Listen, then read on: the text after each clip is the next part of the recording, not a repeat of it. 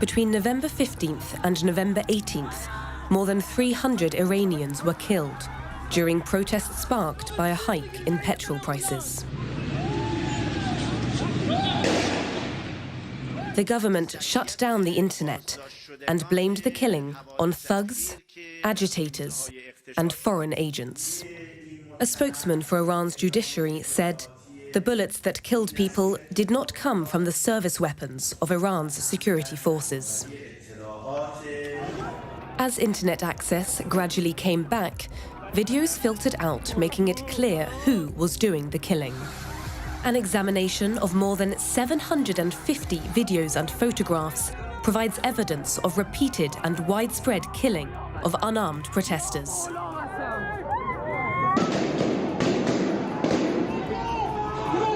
By Iran's police, the Revolutionary Guard, and its paramilitary branch, the Basij.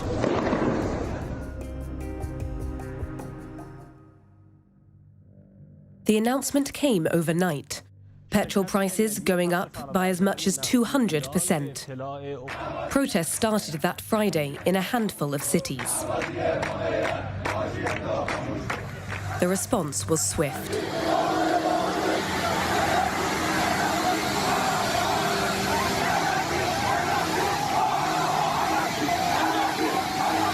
In the southern city of Sirjan, protesters set fire to a petrol station.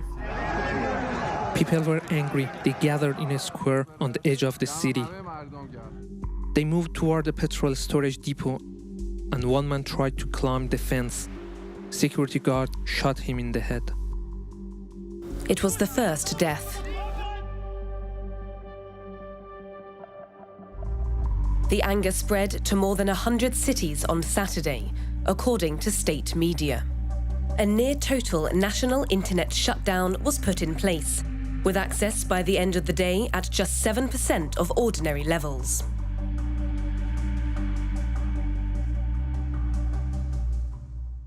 The most intense protests were in poor neighborhoods. Near Tehran, that means suburbs like Shahryar. Armin was in the protests when things turned violent. It was mostly police at first, then young Basijis, barely 18 years old. They had Kalashnikovs in their hands. I saw the death of 2 men and a woman.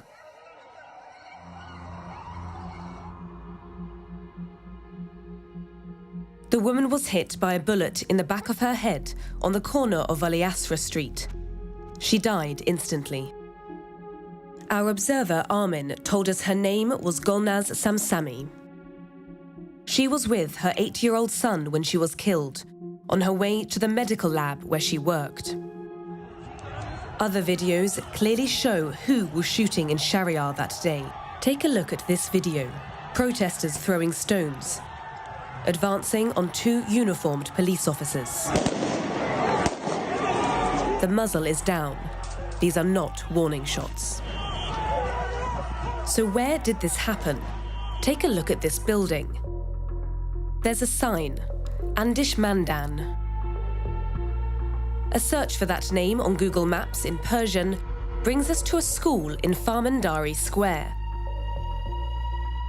A photo online shows the same lights and the same sculpture. A second video appears to show the same officers a few seconds later. We know it's in the same place.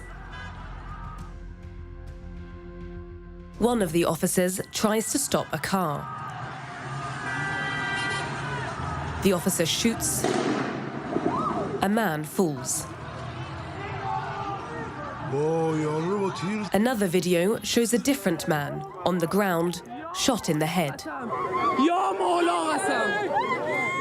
It was filmed 25 meters from the point where the officers first fired. It's impossible to know whether this man was shot by the 2 officers. There's no indication of when in the day the videos were filmed. They do, though, show that police officers were shooting and people were dying. Our observer Armin says the hospitals in Shahryar were full. اینجا بیمارستانه امام سجاد شهریار. اون فیلمی که اول فیلم گرفتن 3 نفر بودن تیر خورده تو سرشون. Head wounds, limbs shattered, signs of live ammunition fired from military weapons. Amnesty International has documented dozens of deaths in Sharia between November 15th and 18th. Most of the protesters were young men in their 20s with no money, no jobs and no hope. They want to see an end to the Islamic Republic and were ready to lose their lives.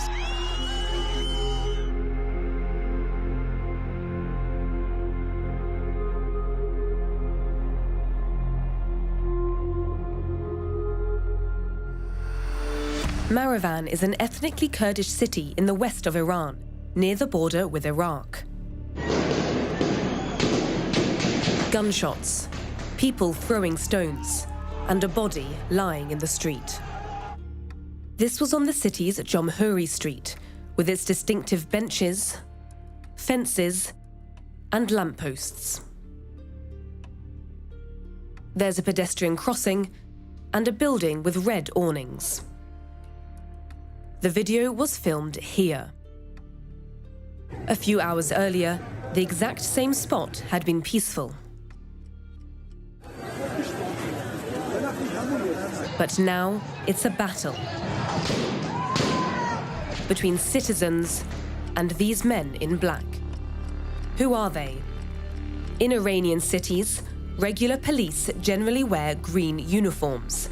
Black is reserved for the riot police, belonging to the elite Revolutionary Guard, the IRGC, and their paramilitary arm, the Basij. The IRGC and the Basij are issued with non-lethal weapons designed to control crowds without killing. These men appear to be wearing the same helmets, though there's no sign of the non-lethal weapons. They are just 160 meters from a Basij base well known to locals. As the day came to an end, Jomhuri Street was on fire. At least 9 people died in Marivan, some buried in these makeshift graves on the edge of the city.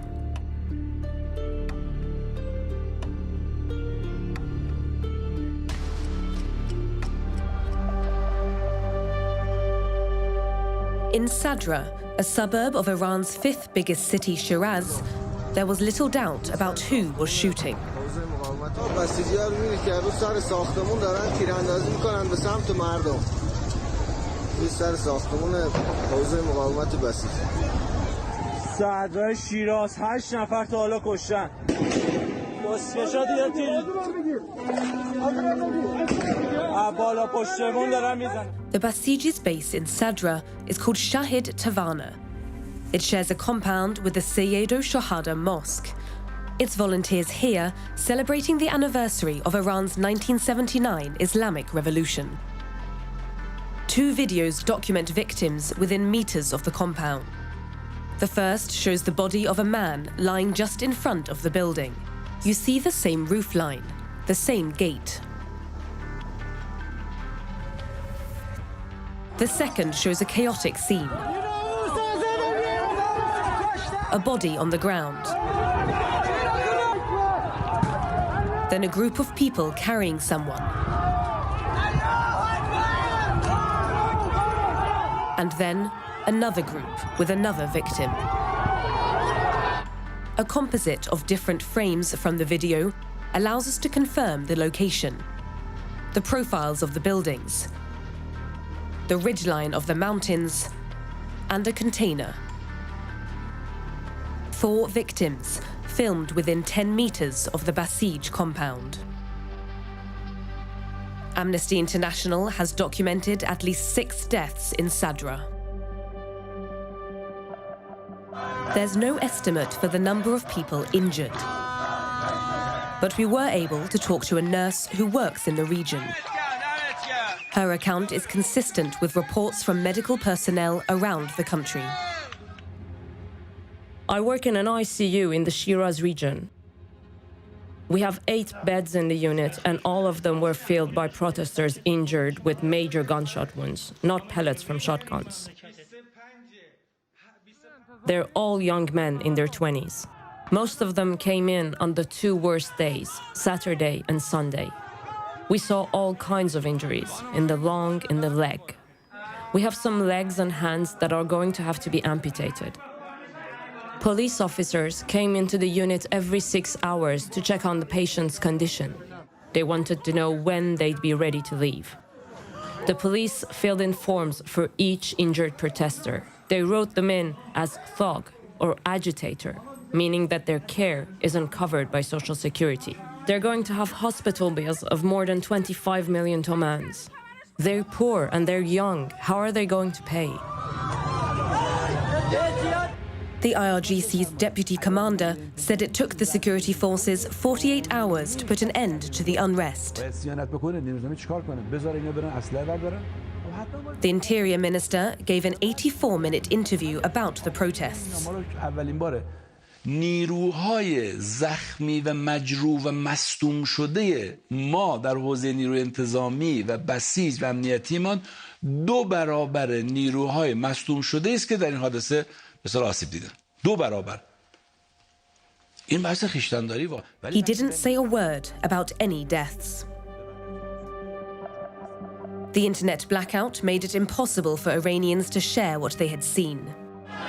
I took lots of photos and videos, but the internet was shut down, so I couldn't share them online. In the end, I had to erase them because even now, police in the streets are stopping people and checking their cell phones. Internet connections started coming back after 5 days. But the return was gradual, and 2 weeks after the outage began, 2 provinces were still cut off.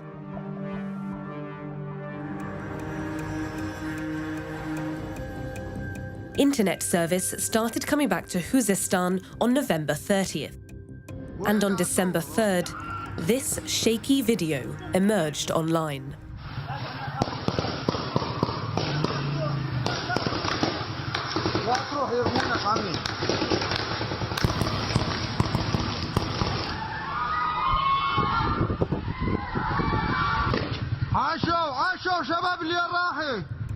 Jarahi is an Arabic-speaking area just north of Mashhad, a key port on the oil-rich Persian Gulf. 2 days earlier, the New York Times had revealed a previously unreported incident in which they said IRGC troops fired on protesters who had sought refuge in a marsh near a suburb called Chamran, 18 kilometers north of Mashhad. A composite picture using frame grabs from the video reveals an unfinished construction project. Next to a flat, vegetated area, tall streetlights indicating a major road, and a building in the distance. A search for potential marshes near Chamran led us to this area, this road, and this structure. The video was filmed from here. Here's the road, the marsh, and the building. The pickups were here. The first one equipped with a machine gun.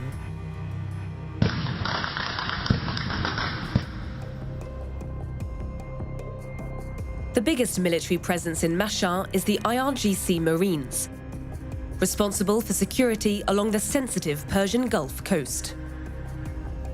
A former IRGC Marine told us the vehicles seen in Chamran and in another video filmed during the protests in Mashhad resembled pickups that had been used by his unit, equipped with what he called a dushka, a Soviet-designed heavy machine gun. Local people told the New York Times and other media that dozens of people were killed in the marsh. Military experts say that when aimed at a concentration of people, heavy machine guns like dushkas have only one purpose: to cause maximum casualties. Internet access was finally restored in Sistan and Baluchistan on December 5th. But for how long? In parliament 3 days later, Iran's president talked about expanding the country's internal intranet and reducing dependence on the external internet. That raised fears that the next cut to the internet could be indefinite. What if they cut access again? Imagine this time for 6 months or forever. No one will know what they are doing to us in the Islamic Republic, and that's horrifying.